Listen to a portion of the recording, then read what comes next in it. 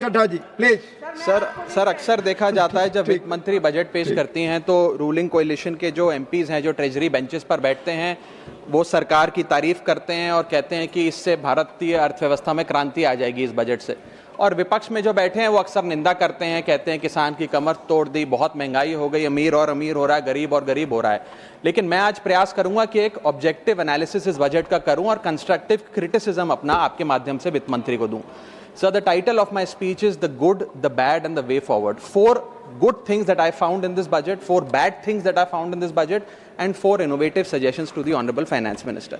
So the first good thing that I found in the budget is that there was an increase in the STT for derivative trading. Usually सरकार की निंदा हुई इस विषय को लेकर, मार्केट्स भी गिरी, लेकिन मेरा यह मानना है कि इस कदम से स्पेक्युलेटिव ट्रेडिंग यानी कि सट्टा ट्रेडिंग समाप्त होगी या कम होगी और रिटेल इन्वेस्टर जो 90% रिटेल इन्वेस्टर एफएनओ सेक्टर में नुकसान भुगतता है फ्यूचर्स एंड ऑप्शंस के चलते, जुआ खेलता है, उसमें आपको रिटेल इन्वेस्टर की प्रोटेक्शन का एक माध्यम बन सकता है। लेकिन मैं इसी के साथ साथ वित्त मंत्री जी को याद दिलाना चाहूंगा कि एसटीटी का जेनेसिस क्या है, एसटीटी का जन्म कब हुआ। एसटीटी हमारे senior colleague mister P Chidambaram जब फाइनेंस मिनिस्टर थे तो उन्होंने इंट्रोड्यूस किया and it was introduce to replace long term capital gain tax on equities. जब long term capital gain on equities zero था तब एसटीटी को लाया गया कि वे एक सिंपल अपफ्रंट लेवी होगी ट्रेड्स पर regardless of profit and loss.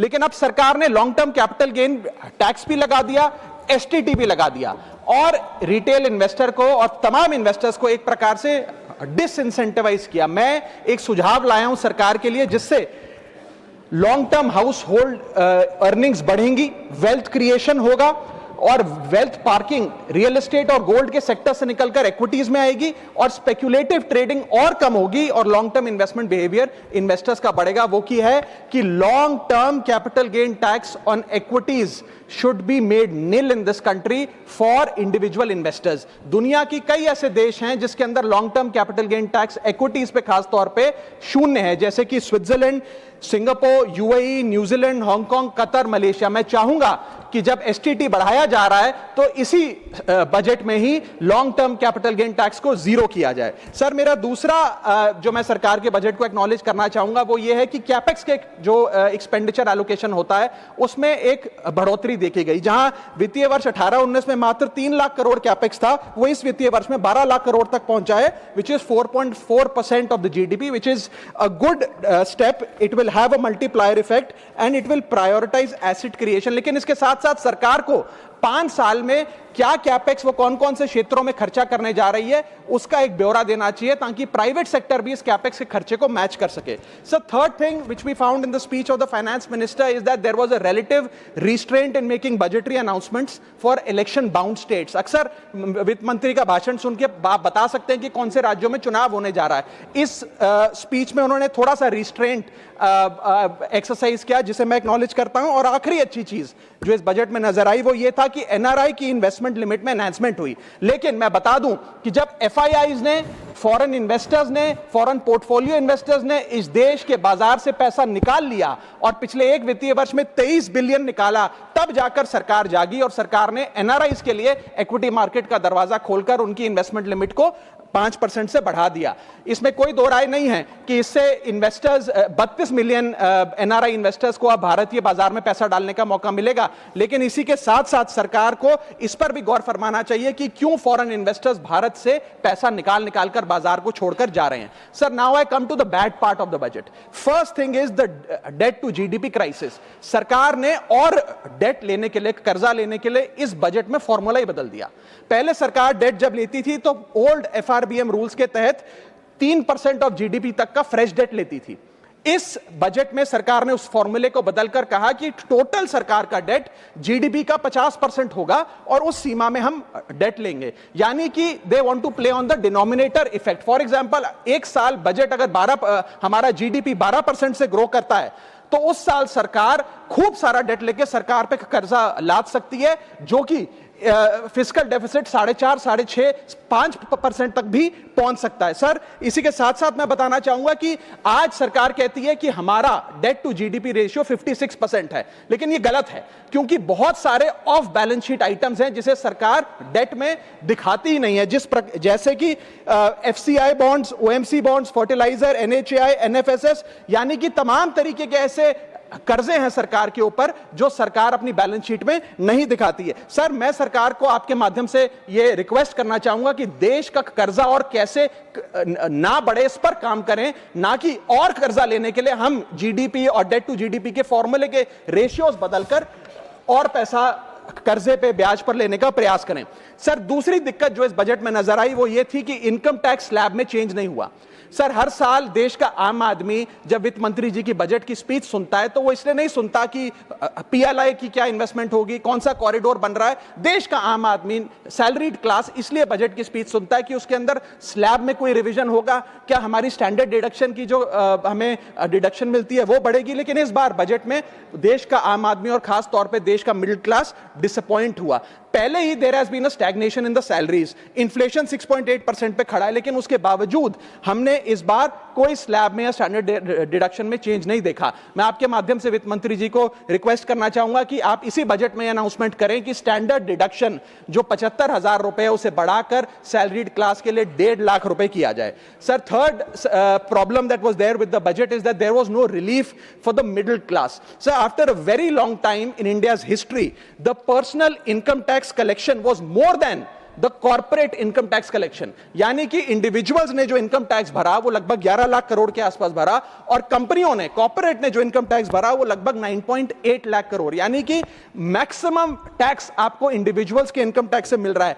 आप मिडिल क्लास वो टैक्स भर रहा है। आज वो दौर आ गया है कि हम मिडिल क्लास को अपलिफ्ट करें, मिडिल क्लास को पैम्पर करें, नहीं तो मिडिल क्लास एक सैंडविच की तरह रिच क्लास और पुअर क्लास में दबता चला जा रहा है। सर, राइजिंग कॉस्ट प्रेशर्स के चलते पिछले वित्तीय वर्ष में मिडिल क्लास ने देखा कि उसके एजुकेशन के खर्चे में 8% की बढ़ोतरी हुई, हेल्थ केयर 9% से महंगा हुआ, रेंट 7% से, फूड 6% से, ट्रांसपोर्ट 5% से।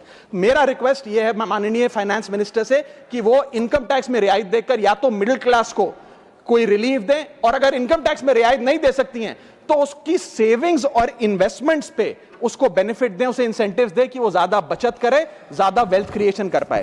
Sir, fourth problem in this budget that I found was the budgetary allocation to health, which is low and which certainly needs a relook. Sir, आज हमने अपने टोटल गवर्नमेंट एक्सपेंडिचर का 2% health को allocate किया है, लगभग 1 लाख करोड़ के आसपास।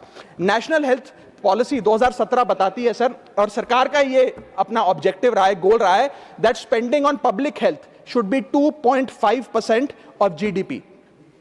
आज हम 2026 में खड़े हैं, हमारी पब्लिक हेल्थ पे स्पेंडिंग मात्र 0.5% ऑफ जीडीपी। हम अपने लक्ष्य से कोसों मील दूर हैं। जहां यूएस में 18% ऑफ जीडीपी हेल्थ केयर पे खर्च होता है, यूके में 12%, जर्मनी में 13%, स्वीडन में, नेदरलैंड में, डेनमार्क में, जापान में, स्पेन में 10% ऑफ जीडीपी खर्च होता है, क्योंकि वो देश जानते हैं कि जान है तो जहान है। लेकिन हमारे देश में मात्र 0.5% ऑफ जीडीपी हम अपने हेल्थ पे खर्च करते हैं, और इसके चलते आलम यह है कि सरकारी अस्पताल में अगर आप चले जाइए, which is called the backbone of India's healthcare, वहां पर आपको पुरानी जर्जर बिल्डिंग मिलेंगी, मैसिवली अंडरस्टाफ्ड हॉस्पिटल मिलेगा, ओवरवर्क डॉक्टर मिलेंगे, पॉपुलेशन के हिसाब से बेड नहीं मिलेगा, जांच के लिए मशीनें नहीं हैं, दवाइयों की कमी है, और अगर इलाज की, ऑपरेशन की डेट मिल भी जाए तो वो डेट इतनी दूर होती है तब तक मरीज चल बसता है। Sir, the reality is that Covid made us realise and it was a wake up call for India's public health infrastructure, and I want to ask the house today, are we prepared,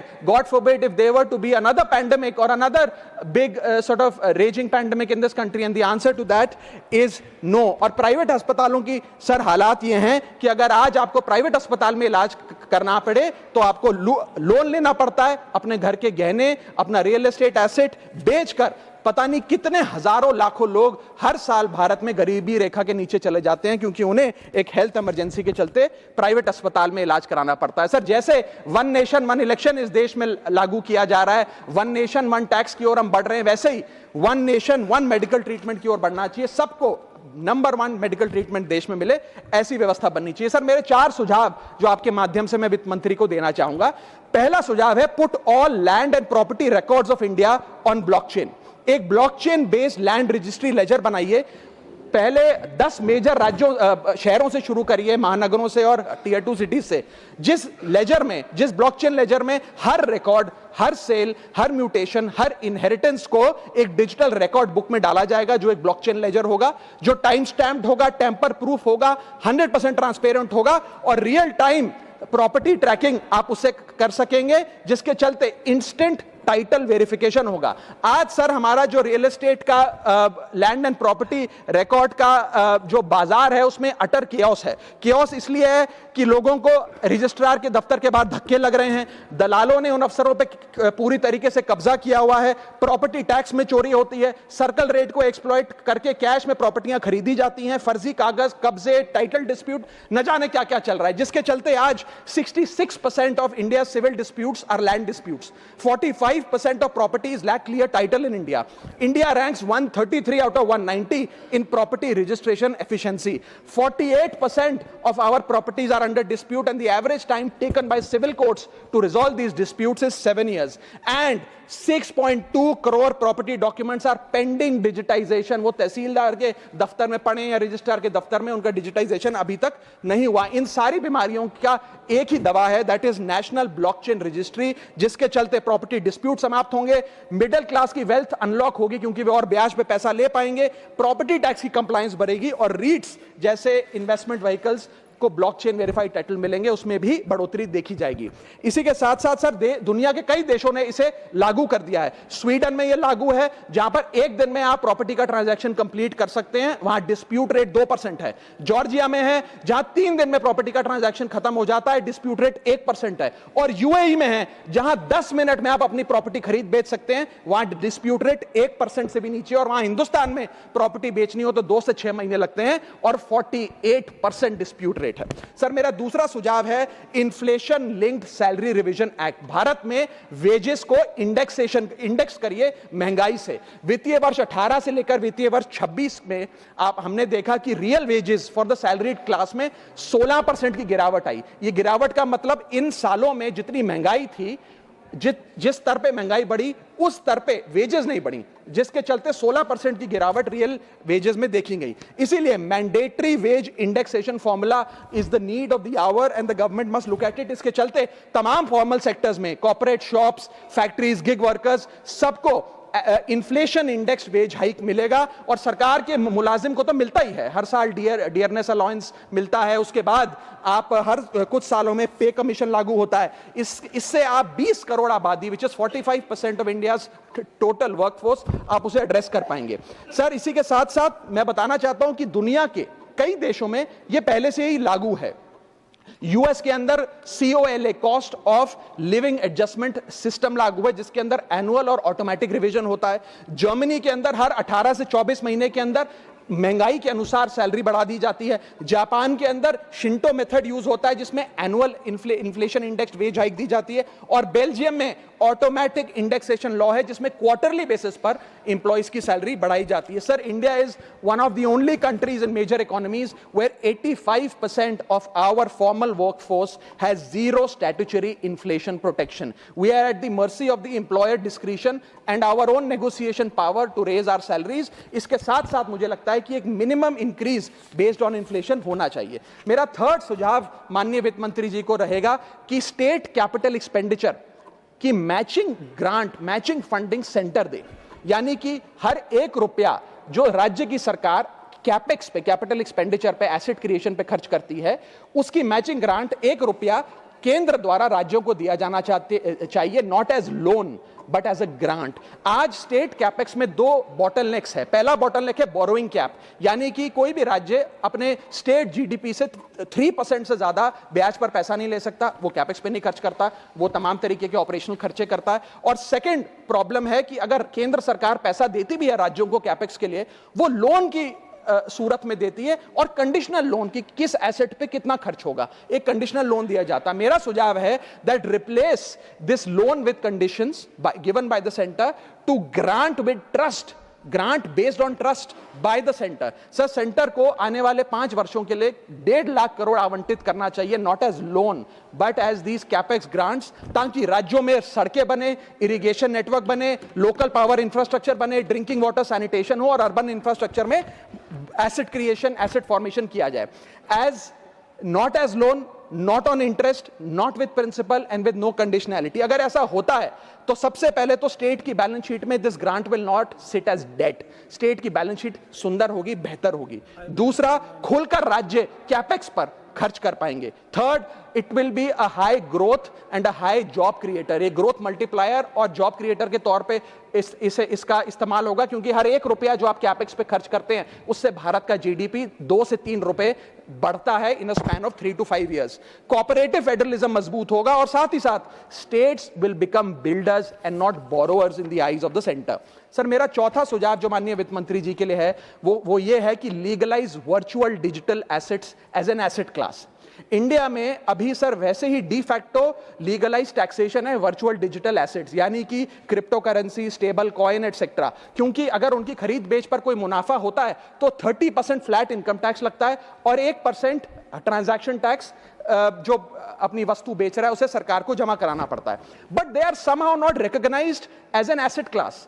VDS जो virtual digital assets है, इन्हें एक asset class का दर्जा नहीं दिया गया, जिसके चलते कोई डेडिकेटेड लाइसेंसिंग लॉ नहीं है, कोई क्लियर कंज्यूमर या इन्वेस्टर प्रोटेक्शन कानून नहीं है, AML कानून यानी कि एंटी मनी लॉन्ड्रिंग गाइडलाइंस और डायरेक्शंस इस एसेट क्लास के लिए नहीं है, and there is of course no explicit legal classification.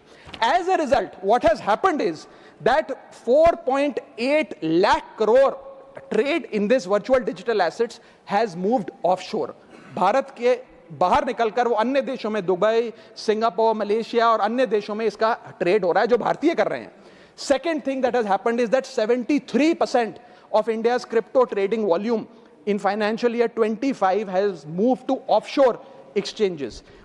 What has further happened is that 180 virtual digital asset startups have moved to countries like Dubai and Singapore, and as a result जो देश, भारत देश के 12 करोड़ ऐसे लोग हैं जो इन virtual digital assets में, crypto में, RWA यानी कि रियल वर्ल्ड एसेट में, स्टेबल कॉइन में इन्वेस्ट करना चाहते हैं, वो ऑफशोर जाकर इन्वेस्ट कर रहे हैं। जरूरत है कि हम कंप्लायंस हिंदुस्तान में लागू करें, उसे हेविली रेगुलेट करें, लेकिन उसे ऑनशोर लाएं। इसके चलते अगर ऐसा होता है तो सरकार के खजाने में 15 से 20 हजार करोड़ रुपए का इजाफा होगा, उन्हें उतना टैक्स मिलेगा। और इसी के साथ साथ मैं सरकार को कहना चाहता हूं that we currently tax these virtual digital assets as if they are legal, but we regulate them as if they are illegal। मेरा सुझाव है कि इसे heavily regulate करिए, रिंग फेंस करिए इस इकोसिस्टम को, AML गाइडलाइंस यानी कि एंटी मनी लॉन्ड्रिंग कानून और मजबूत करिए, लेकिन prohibition is not protection, regulation is protection। Thank you so much, sir।